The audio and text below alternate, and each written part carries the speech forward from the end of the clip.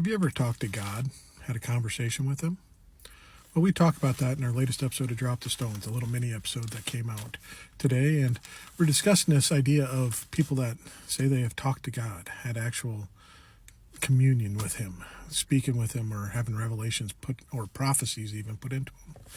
And we've known people all throughout the spectrum. We've known Christians that were, God doesn't speak to us directly anymore. He speaks to us through his word. He does intervene, gives us little things, shows us paths, guides us on our way.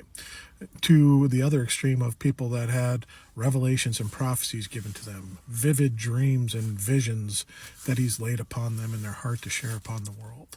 So what is it? Well, it kind of reminds me of when my eldest child was 2 years old. And she had a friend that she talked to all the time, a friend named Hami. The thing about Hami was made up, an imaginary friend. But she truly believed that Hami was there and was communicating with her. She was 2 years old, didn't have much interaction outside of the house. She wanted someone to be her peer and communicate with, so she created Hami and completely believed in him. And I think this is kind of an illustration of what's happening here. Christians are so steeped in their faith that they're going to give the spectrum in which they're looking through things at as this is God intervening. Everything is based on God because that's what we believe. God's intervening.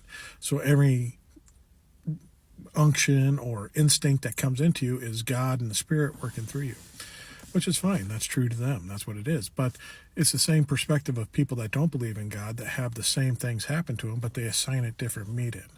It's just instinct. It's coincidence. It's my mind doing things with me.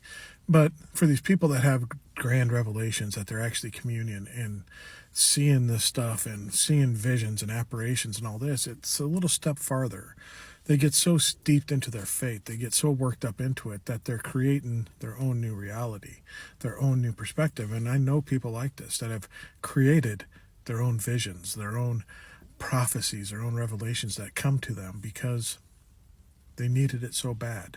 They need validation and verification of their faith that they started creating this stuff and started seeing things in a different perspective.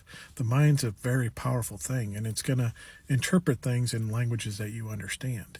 So if you understand religious language and religious meaning, it's going to communicate to you in that way and help you understand the world through that so you can work through it.